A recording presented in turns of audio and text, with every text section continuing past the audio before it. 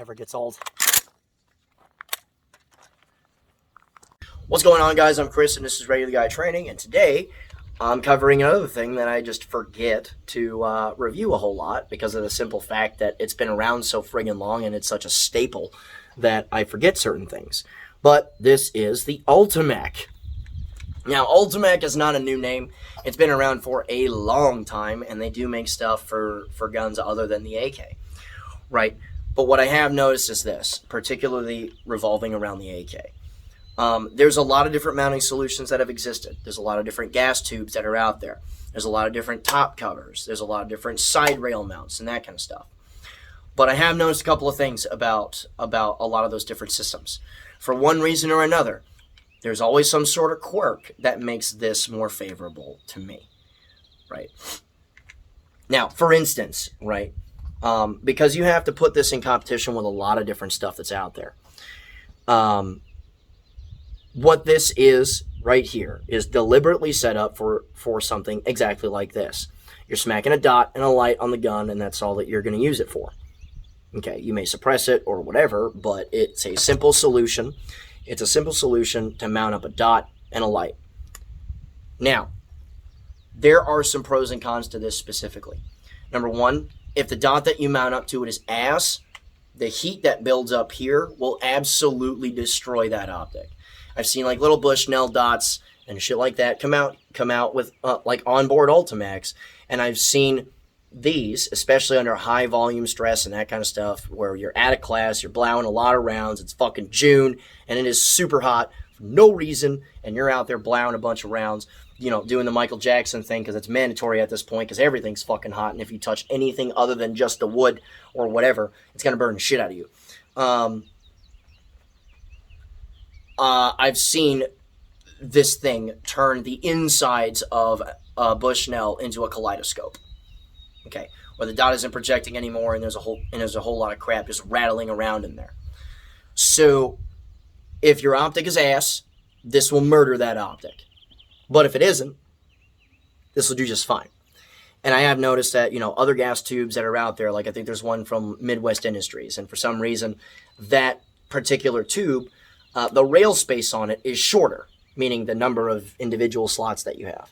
And depending on the optic that you're trying to use in combination with a light, that's not enough space. So what would be the point of doing that, right? SLR Rifle Works came out with their handguard and gas tube and that kind of stuff. And at first I'm really resistant to this because the first few times that I used it, I'm just kind of like, I'm really interested in that. That's just fine. But I have noticed, okay, much to the opposition of a lot of people that sat there and tried to warn me about this, because I'm sitting there like, fucking, when I fucking used it, it wasn't that hot. But I'm wrong, because I have on a couple of different occasions, and between the handguard and the gas tube itself, it got much hotter, much faster, and that kind of stuff. This allows you to mount your optic and your freaking light and all that stuff to a surface. And yeah, while this does get real hot, you can still use a standard handguard on there to make it possible to grip the fucking, gun. So there's that. And if you compare it to a lot of top covers that are out there, Zenitco is about the only one that I would ever trust with anything, because it isn't affixed via your friggin' rear sight mount. So, there's a whole lot of filing, there's a whole lot of adjustments that need to be made to that particular system. There's a lot of metal a lot of times that needs to get shaved before you attach a Zenitco, top cover, to your rifle. So that in and of itself is its own set of problems. With the side rail mounts and that kind of stuff from like RS Regulate, those are probably fine for a lot of 5.45 guns, or probably fine for a lot of low power variable optics that I've seen mounted up to rifles in the past and that kind of thing. But I have noticed it's a tension fit system. And if that thing takes a good strike, it's going to move that sucker back. And where I notice RS Regulate systems getting shoved backward is in places like vehicle classes, or where you're doing just a lot of real high tempo paddle boating type stuff, where you got to slide through, use barricades and that kind of thing. Your optic or the mount itself gets smacked and that kind of shit. And you start getting movement, So for me personally, I'm not a huge fan of that. You know, I'm not a huge fan of the surface that I'm mounting an optic to moving around if it takes a good strike because it's a tension fit type system, right? Because there are no slots really on a side rail to really like hook into super hard like 1913 and that kind of shit. So, I mean, that's a problem with me, and that's not a popular opinion because a lot of people are like, oh, they're great and blah blah blah, but you don't see that on my guns. Well, number one, this doesn't have a side rail, but you haven't seen that on other guns that you've seen me fuck around with that do have them because of that reason. And the other thing is that, okay, that might pull your weight distribution back here, right? But the mount, okay, that physically goes onto the receiver and then the mount for the optic that you then bolt on, into each other. That's a lot of screws that you have to Loctite, and that's not that big of a problem, but that's a lot of stuff just together. So overall, the rifle is going to be heavier anyhow. So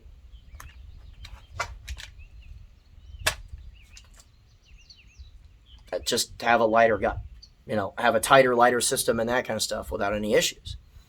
Even if it's the RS Regulate mount that's made specifically for, T1, H1, mounting systems, right?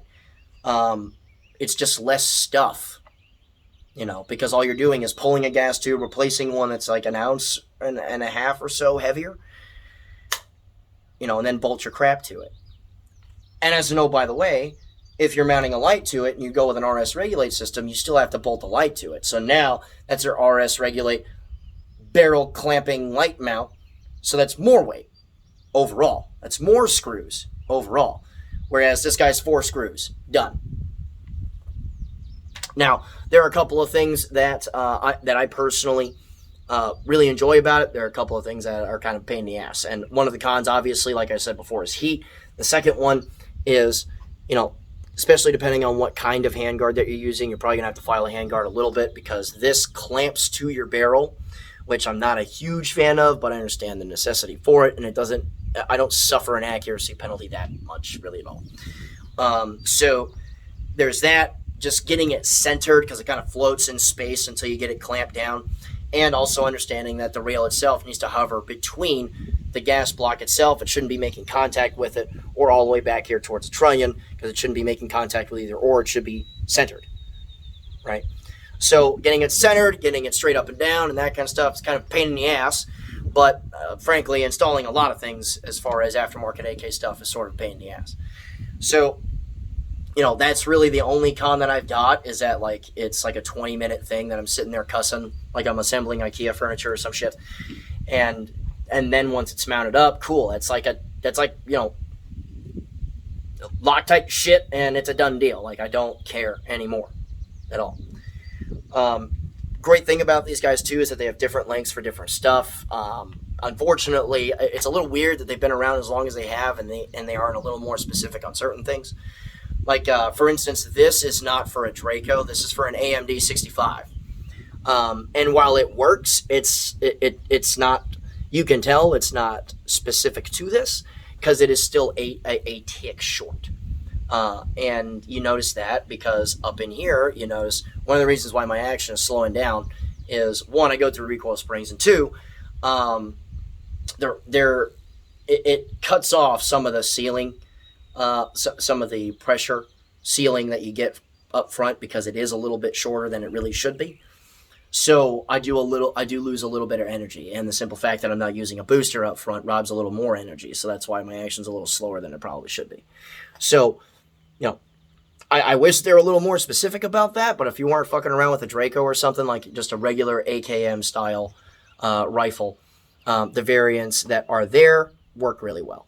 So there's not much more than I can really say. It's been one of those systems that an untold number of rounds that I can't even begin to really try and tie down how many thousands of rounds that I have used or that I fired with an Ultimak of some sort present, because it's one of those linchpin type things that I use for AK style rifles. I mean, good Lord, I could just over the year. I mean, you guys know that I shoot whole Connex containers worth of friggin' 7.62 by 39, and between that, 5.45, there's some 223 AKs out there that I've used with them mounted on board. Like, just over the last decade, like a retarded amount of ammunition. And the word Connex container probably isn't that much of a friggin' exaggeration at this point, because it's stupid. It's stupid how many rounds that have been fired with this particular thing, personally. And then I see all the other examples of guys that mount this particular solution up to their rifle, and then I've seen this stuff that competes with it, and I just don't see a simpler, cheaper, tighter, lighter solution that makes all this work, doesn't have reliability issues, doesn't have any stupid quirks. It just is what it is, So go get one if you don't have one. That's all I could really say. So if you guys want to come out and train with us, you absolutely can. Our core structure is what it is. We're going to a lot of different places. We got Florida. We're coming back here. We're getting ready to set up more courses, for later on down the line.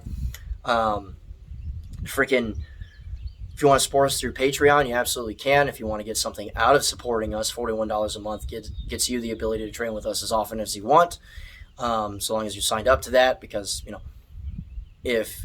if you want to teach people martial-oriented stuff or self-defense-oriented stuff, and you don't have basically gym membership prices for that so that they can come through a lot and develop, in my opinion, what are you doing? And if you want to check us out on Facebook, you can absolutely do that too. But that is what it is. So, that said, guys, remember, links for all this are in the description below. And a regular guy's firearm is the last defense against tyranny. Be easy.